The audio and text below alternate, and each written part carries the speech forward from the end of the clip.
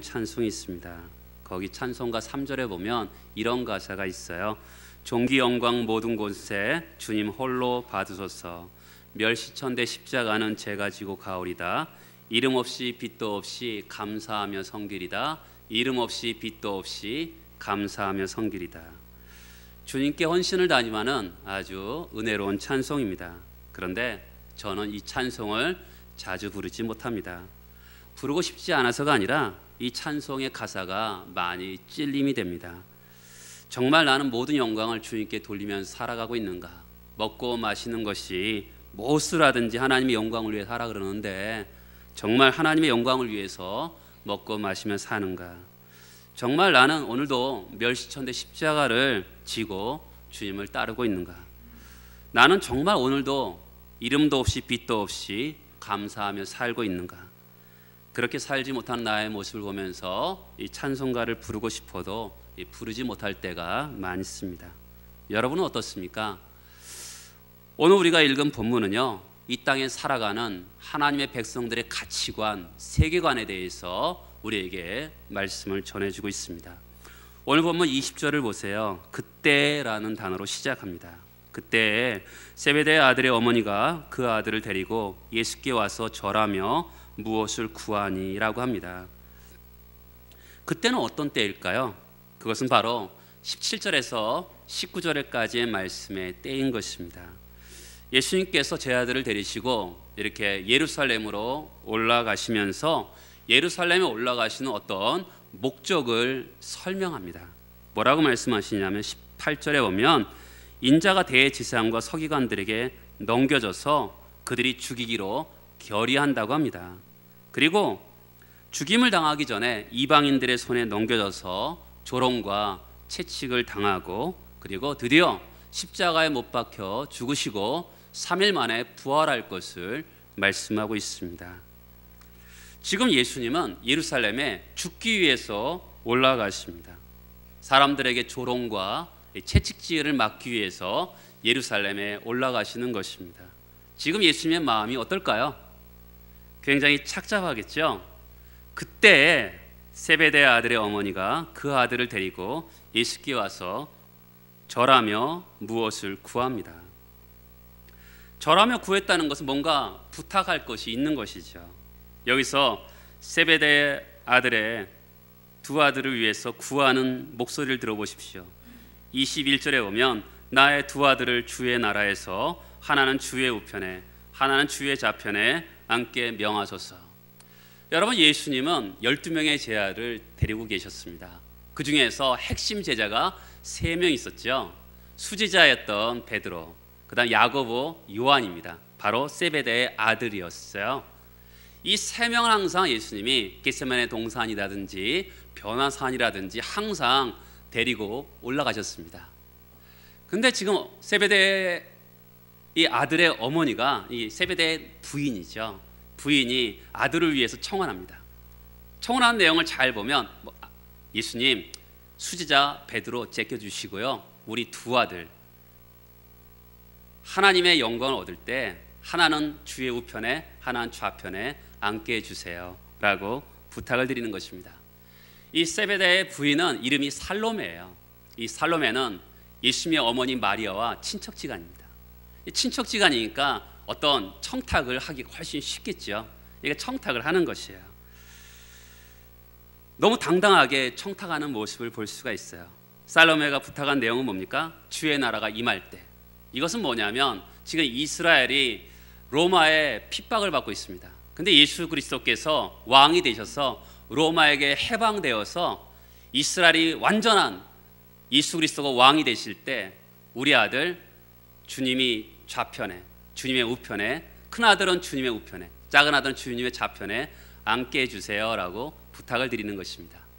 그러면 이것에 대해서 다시 한번 좀 더 이 세베대의 가족에 대해서 이 배경을 한번 말씀을 드리면서 왜 이렇게 청탁할 수밖에 없었는지 한번 상황을 더 생각해 보고자 합니다. 성경에 보면 이 세베대는 두 아들이 있었는데 야고보와 요한입니다. 근데 이 세베대는 갈릴리 지방의 어부였는데 단지 배 한 척만 있는 어부가 아니라 이 어업 주식회사라고 할 만큼 굉장히 큰 많은 배를 가지고 있었던 세베대의 집안이었던 것을 볼 수 있습니다. 마가복음에 보면 일하는 사람들이 참 많았던 것을 알 수가 있어요. 그리고 돈을 많이 벌어서 갈릴리에도 집이 있고 예루살렘에도 집이 있었던 것을 알 수 있습니다. 예수 그리스도께서 부활하셔서 제 아들에게 찾아왔는데 어디로 찾아왔냐면 바로 이 세베대의 집으로 찾아온 것입니다. 예루살렘에 집이 있었거든요. 마리아가 예수 그리스도의 부활을 목격한 다음에 제 아들이 머무는 곳에 찾아왔는데 그것이 바로 이 세베대의 집, 예루살렘에 있는 집을 찾아온 것입니다. 야고보와 요한의 집, 이 세베대의 집은 제사장 집안하고도 굉장히 친근히 있었던 집안입니다. 하나님을 섬기는 굉장히 명망 있는 집안이었던 것을 알 수 있어요. 그러니까 집만 부자가 아니라 여러 가지 권세도 있었던 집인 것을 알 수가 있어요. 그것을 어떻게 알 수 있냐면 예수님이 가야바 궁전에서 이 신문을 받을 때 일입니다. 그때 요한이 가야바의 궁전으로 곧바로 들어갑니다. 안녕하세요 하면서 보초에게 인사하고 들어갑니다. 그런데 베드로도 곧바로 쫓아오는데 못 들어오는 거예요. 그래서 사도 요한이 다시 돌아가서 내 친구입니다라고 베드로를 같이 데리고 들어오는 모습을 볼 수가 있어요. 그만큼 요한의 집안은 세상에서 성공한 집안입니다. 경제적으로도 넉넉한 집안이고 권세 있었던 집안인 것을 이 성경을 통해서 알 수가 있어요. 사람들은 세상의 최고의 인물인 이 집안이 더 야심이 있는 것을 알 수가 있습니다. 예수 그리스도께서 3년 동안 이렇게 제 아들과 더불어서 사시는데 누가 돌봐줬겠어요? 이 세베대의 부인이었던 살로메가 많이 물질적으로 도와줬던 것을 얼마든지 알 수가 있는 것이죠.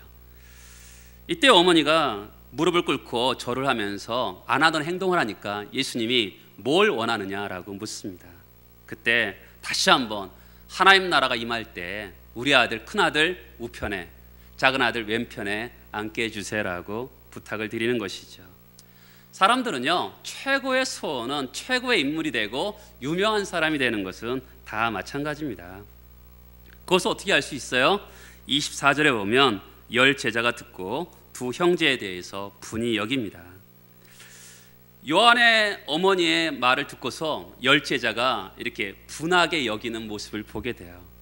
폴 트루니에라는 심리학자는 어떤 일에 분노한다라는 것은 자신의 내면에 동일한 감정이 있었다라는 것을 알 수가 있어요.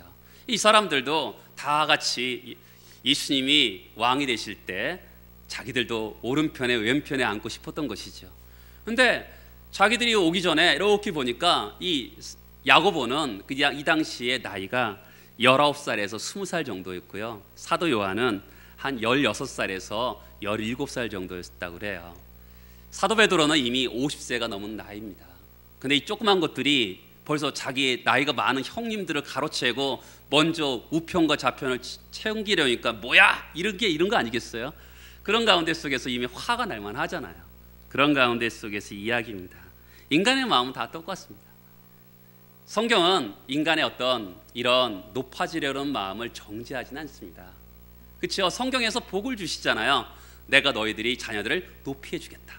성경은 어떤 우리 인간의 어떤 근본적인 욕망, 높아지고자 하는 욕망을 정죄하지는 않아요. 하나님이 그걸 보시고 복을 주시잖아요. 그렇죠? 우리로 하여금 내가 너를 존귀하게 해주겠다. 내가 너를 장구하게 해주겠다. 그게 하나님 복이잖아요. 하나님이 우리에게 주신 욕망에 대해서 그것을 정죄하지는 않습니다. 우리 다 같이 높아지려고 하는 마음은 다 있는 거 아니겠어요? 그것 때문에 사람들이 열심히 살아가는 부분도 분명히 있습니다. 근데 이것에 대해서 예수님이 어떻게 반응하신지 보겠습니다. 22절에 보면 너희는 너희가 구하는 것을 알지 못하는도다. 내가 마시려는 잔을 너희가 마실 수 있느냐? 그들이 말하되 할 수 있나이다 합니다. 예수님의 첫 번째 반응은 너희가 구하는 것을 너희가 알지 못한다라고 합니다. 부탁은 살로메가 있잖아요. 그러면 단어가 어떻게 되죠? 너는 이렇게 되잖아요. 근데 너희는 너희가 구하는 것을 알지 못한다 할 때 이것은 살로메라는 야고보와 요한의 어머니만의 부탁이 아닌 것을 알 수가 있어요. 야고보와 요한도 똑같이 이것을 원하는 것입니다. 자기도 우편에 왼편에 앉기를 원하는 마음을 너희는 이런 단어를 복수를 써서 충분히 알 수가 있어요. 여러분 여기서 우리가 너희가 구하는 것을 알지 못한다 할 때 구하는 것만이 기도가 아닌 것을 알 수가 있어요. 기도는요, 내 소원을 하나님 앞에 아래서 성취하는 것이 아니라 하나님의 뜻을 알고서 구하는 것이 진정한 기도인 것을 알 수가 있습니다. 그렇기 때문에 구하는 것이라고 다 기도가 아니죠. 하나님이 원하시는 것을 기도해야 되는 것이죠. 야고보서에서 보면 이렇게 얘기하죠. 너희가 구하여도 받지 못함은 정욕으로 쓰려고 잘못 구하기 때문이다 라고 합니다. 그들은 지금 구하는 것을 알지 못하고 있어요. 주님의 나라가 무엇인지, 주님의 우편과 주님의 좌편이 무엇인지 그것을 모르고 구하고 있는 것이죠. 성도 여러분, 여러분들은 알면서 구하고 계십니까? 예수님의 두 번째 반응은 이렇습니다. 나의 마시려는 잔을 너희가 마실 수 있느냐? 그런데 놀랍게도 이 제자들은 22절에 보면 할 수 있다라고 얘기합니다. 참 대단한 제자들이에요. 우리 예수님은 이 고난의 잔을 마시지 않기 위해서 겟세마네 동산에서 가서 기도합니다. 하나님, 할 수만 있거든 이 잔을 내게서 옮겨주세요.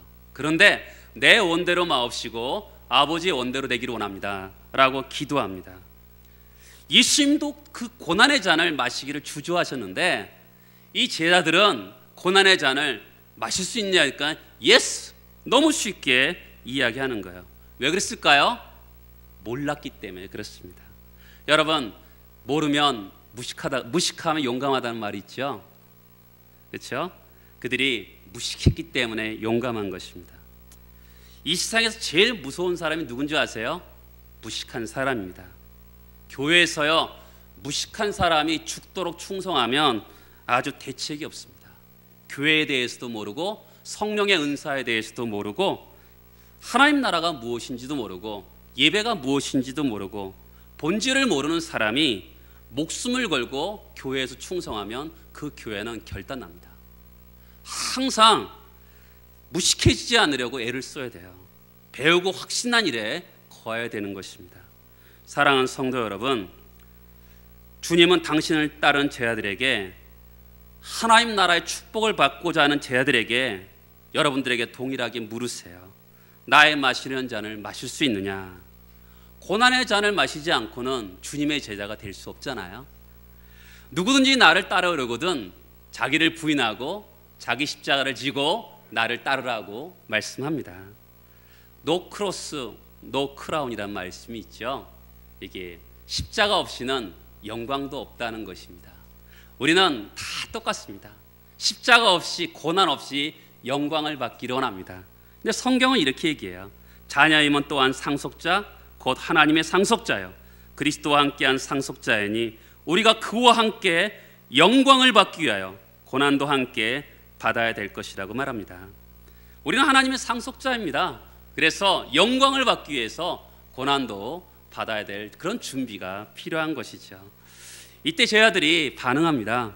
24절에 보면 열 제자가 듣고 두 형제에 대해서 분이 여깁니다. 여러분, 우리가 생각해 보세요. 예수님 사역의 초창기라면 이해되지만 이제 3년의 마지막 막바지입니다. 그런데도 이들은 높은 자리를 원했던 것을 보게 돼요. 평상시에는 형님 먼저 아우 먼저 했을 겁니다. 그런데 살로메의 아들 야고보와 요한이 주님의 나라의 우편과 좌편을 요구하니까 자기 이익과 관련된 것이잖아요. 그러니까 화를 내는 것이죠. 우리도 같이 예배를 드립니다. 봉사합니다. 평상시는 형제자매라고 얘기합니다. 그런데 어느 날 내 개인의 이익과 부딪혔을 때 우리는 굉장히 화를 내고 서로 싸울 수 있습니다. 하나 얘기입니다. 소와 닭과 돼지가 예배를 드리고 나서 소풍을 갔습니다. 예배 후에 점심에 관해서 광고를 하는데 오늘 점심은 우유, 달걀, 그 다음에 돼지고기입니다. 그랬더니 소와 닭은 너무 좋은 거예요. 근데 돼지는 시무룩해졌습니다. 왜 그럴까요? 소와 닭은 자기에 속해 있는 걸 주면 됩니다. 그렇죠? 우유를 주면 되고 닭은 달걀을 주면 됩니다. 근데 돼지는 돼지고기를 주면 어떻게 돼요? 죽어야 되는 거죠. 똑같은 사건이지만 어떤 사건에 대해서 똑같은 사건이 일어나지만 어떤 사람은 그것에 대해서 기쁠 수가 있고 어떤 사람은 그것에 대해 시무룩할 수가 있는 거예요. 똑같은 일이지만 그럴 수 있는 거죠. 그렇죠? 지금 제 아들의 상황이 그런 거죠. 그렇죠? 평상시엔 좋습니다. 형제님 자매님 했는데 자기 개인의 이익의 문제가 발생하니까 굉장히 마음이 아픈 상황이 발생한 것입니다. 예수님은 지금 고난의 잔을 마시기 위하여 십자가에 달려 죽으시기 위하여 예루살렘에 올라갑니다. 근데 제 아들이 서로 자리 다툼하니까 얼마나 안심하시겠어요. 여러분, 오늘 말씀은 세상 나라의 가치관에 대해서, 이방 세계의 가치관에 대해서 이렇게 얘기합니다. 큰 자가 섬김을 받고 권세 있는 자가 모든 것을 주관한다고 말합니다. 보세요. 25절을 보겠습니다. 이방인의 집권자들이 그들을 임의로 어떻게 해요? 주관하고. 이 세속적인 특징입니다. 주관한다는 것은 마구 내리 누르는 것을 얘기합니다. 그 고관들이 그들에게 권세를 부린다. 권세를 부린다는 것은 세도를 부리는 것이죠. 이것이 그 당시 세상적인 리더십입니다. 세상의 리더십은 그래요. 높은 자가 주관하고 권세를 부리는 것입니다. 우리나라도 이렇게 유교적인 리더십을 가지고 있습니다. 한국인들이 제일 모이면 먼저 뭘 결정하죠? 누가 높은가를 결정합니다. 뭐가 결정하죠? 너 나이가 몇이야? 그리고 강릉에서 보니까 사람들이 이게 너 강릉고등학교 몇 기야? 그러면서 서로 나이를 결정하고 서열을 결정합니다. 내가 너보다 높지? 예, 반말합니다. 그렇죠? 세상적인 가치관은 딱 모이자마자 누가 높냐 낮냐를 가립니다. 옛날에 선교사님들이 우리나라의 이 지방 구조를 통해서도 서열을 결정한다는 이야기를 어떤 글에 썼습니다. 윗목과 아랫목이죠. 그렇죠? 아랫목은 높은 사람이 앉는 것이고 윗목은 이렇게 저쪽 멀리 있는 것은 찬 곳은 아랫사람들이 앉는 이 방해 구조 속에도 서열을 정하는 것을 보게 됩니다. 그런데 여러분, 예수님은 자기의 호칭을 어떻게 정하셨는지 아세요? 18절을 보세요. 예수님의 호칭은 하나였습니다. 인자였습니다. 인자는요 어떤 계급이 아닙니다. 인자는 어떤 사명입니다. 하나님의 아들로서 인간의 아들이 되어서 이 땅에 오신 목적을 얘기하는 것입니다. 그래서 인자라는 것은, 중요한 것은 어떤 계급이 아닙니다. 어떤 진정한 그분의 사명을 표현하는 단어인 것이죠. 교회에서요, 예전에는 교회 수석 부목사라든지 수석 장로라는 용어를 참 많이 썼습니다. 이 수석이라는 말은 자리를 뜻합니다. 근데 어느 순간부터 한국 교회가 선임 부목사, 선임 장로라는 용어를 바꾸게 되었습니다. 지금 야고보와 요한은, 어머니는 관심이 어디 있습니까? 수석에 있습니다. 근데 예수님의 관심은 어디에 있습니까? 너희가 나의 고난의 잔을 마실 수 있느냐? 뭐에 관심이 있습니까? 임무와 사명에 관심이 있습니다. 우리는 항상 자리에 관심이 있습니다. 높은 자리. 근데 예수님은 그의 언어 속에서, 인자란 단어 속에서도 그분의 사명을 강조합니다. 그리고 한국 교회가 수석이라는 단어에서, 자리 다툼의 싸움에서 벗어나서 선임이라는 단어를 쓰게 되었습니다. 그것은 이것입니다. 수석은 자리 싸움입니다. 누가 높냐라는, 수석 장로, 그러면 내가 제일 높은 사람이야. 수석 부목사, 내가 제일 높은 사람이야. 이런 단어를 사용했습니다. 근데 한국 교회는 지금 헌법에도 선임 장로라는 용어를 씁니다. 이 선임이라는 뜻은 뭐냐면 책임을 맡은 거예요. 내가 가장 많은 책임으로 앞서 나간다라는 그런 의미를 가지고 있습니다. 대부분의 사람들은 관심이 선임에 있지 않습니다. 수석에 있습니다. 그래서 수석 자리를 놓고는 서로 싸우려고 합니다. 근데 선임은 어떻습니까? 임무에 있습니다. 자기 십자가를 지고 무거운 짐을 지고 나가겠다라는 그런 모습입니다. 한국 교회나 예전에는 교회에서 재정적으로 어려울 때가 참 많았습니다. 목사님 사례비도 줄 수 없는 교회들이 부지기수였습니다. 그때 한국 교회는 재정 부장을 서로 맡지 않으려고 했습니다. 왜냐하면 너무 마음이 아프잖아요. 목사님 사례비를 줄 수 없으니 재정 부장으로서 마음이 아프니까 서로 하지 않으려고 했습니다. 근데 지금의 한국 교회는 서로 재정 부장을 하려고 합니다. 왜 그러냐면 수억, 수십억의 돈을 가지고 있으니까 그것을 가지고 쓰는 것이 쏠쏠하게 재미있거든요. 서로 재정 부장을 하려는 경향들이 있습니다. 교회 재정이 어렵고 힘들 때는 교회 재정 부장을 맡지 않으려고 합니다. 한국 교회가 교회 건축을 해봐요. 그러면 교회 건축을 한다면 빚이 있게 됩니다. 그러면 재정 부장을 서로 하지 않으려고 하는 성향들이 있는 것이죠. 넉넉할 때는 서로 하려는 성향이 있습니다. 저희 교회는요, 제가 보기에는 장로님 서로 안 하려고 합니다. 재정이 없어서 그러냐? 그렇진 않고요. 넉넉한 편인데도 안 하려고 합니다. 예수님은 우리 교회 재정이 넉넉할 때는 서로 재정 부장을 서로 양보하려는 그런 교회가 좋고요. 교회가 어려울 때는 내가 재정적으로 넉넉하지 않을 때는 무거운 짐을 내가 지고 하겠다, 내가 하겠습니다라는 그런 모습이 좋은 교회 아니겠습니까? 그렇죠? 왜 우리가 장로, 권사, 안수집사를 뽑습니까? 많은 사람들을 나를 따르기 위해서 그렇습니까? 아니죠. 몸된 교회를 섬기기 위해서 하는 겁니다. 장로, 권사, 안수집사 모든 직분은 그 교회의 장로이고 권사이고 안수집사인 것이죠. 성경에 보세요. 오늘 보면 이렇게 얘기합니다. 26절에 보면 너희 중에는 그렇지 않아야 하나니. 이 세상 체계는 어떻습니까? 주관하고 권세를 부리는데 너희는 그래서는 안 된다라는 거예요. 세상 나라의 질서랑 하나님 나라의 질서는 다르다는 것을 너희는 그렇게 해서는 안 된다라고 우리에게 분명하게 말씀하고 있는 것이죠. 세상에서 높은 자가 교회에서 높은 자가 돼서는 안 되고요. 세상에서 부자가 교회에서 부자가 돼서 큰 소리 치는 교회는 그건 교회가 아니죠. 없어져야 될 교회죠. 여러분, 교회는 그런 곳입니다. 섬기는 곳이죠. 저는 우리 교회가 이렇게 앞에 한 50여 대의 주차장이 생기게 되었습니다. 여러분들의 부탁드립니다. 교회 직분이 그래도 그나마도 열심히 있고 교회 오래된 분들은 어떻게 주차를 해야 될까요? 제일 멀리다 하는 겁니다. 그렇죠? 제일 멀리다 하는 거예요. 가까이다 하면 안 되죠. 늦게 온 사람들, 장애인 되신 분들이 가까이다 하는 거죠. 그게 섬기는 거 아니겠습니까? 그 교회가 좋은 교회냐는 것은 주차하는 것을 보면 알 수 있습니다. 정말 가장 멀리 걸어서 올 수 있는 그런 사람들이 많은 교회, 그래야지 이 자리가 앞에서 사람들이 많이 생기는 거 아니겠습니까? 최용준 목사님이 쓴 장로, 걸림돌인가 디딤돌인가는 이런 책이 있어요. 거기 보면 어떤 자매가 열심히 있는 자매가 있었습니다. 주일날 예배뿐만 아니라 새벽 예배, 모든 성경 공부 잘 참여했던 그런 자매입니다. 근데 이 자매가 고민이 있어요. 사랑하는 남편이 교회를 안 다니는 겁니다. 그러니까 어느 날 교회 전도 집회가 있어서 열심히 기도하고, 여보 단 한 번만 갑시다.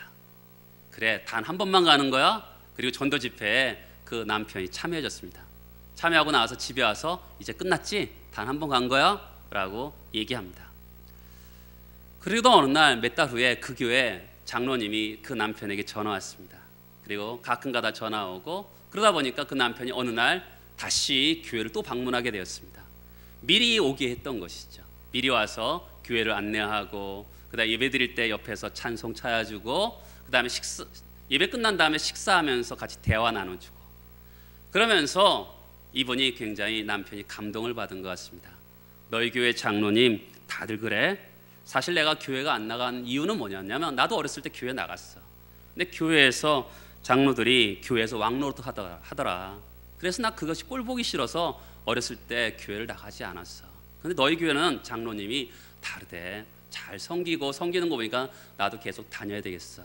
그러면서 그분이 교회 집사가 됐다는 책의 내용입니다.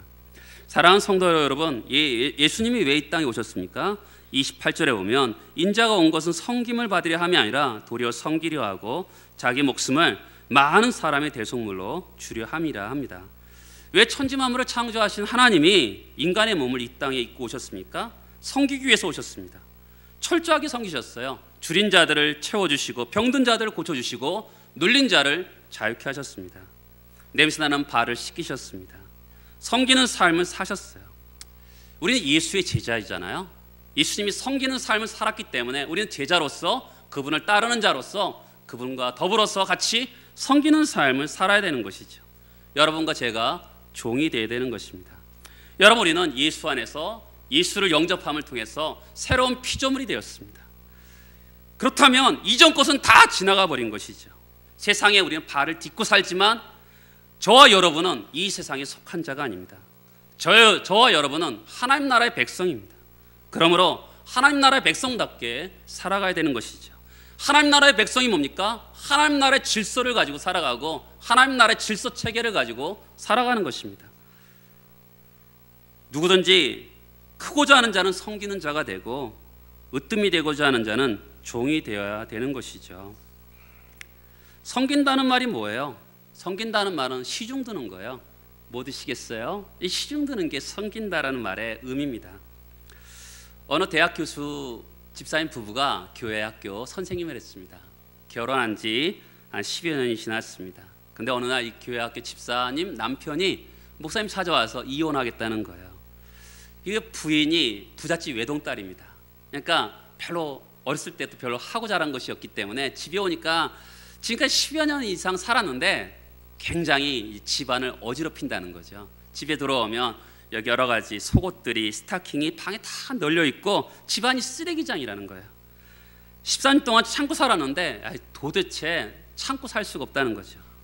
여러분 같으면 어떻게 해야겠습니까? 그 가정이 어떻게 해야지 천국처럼 변할 수 있죠? 성숙한 사람이 섬기는 겁니다. 섬김은요 내 입장에서 하는 게 아니죠.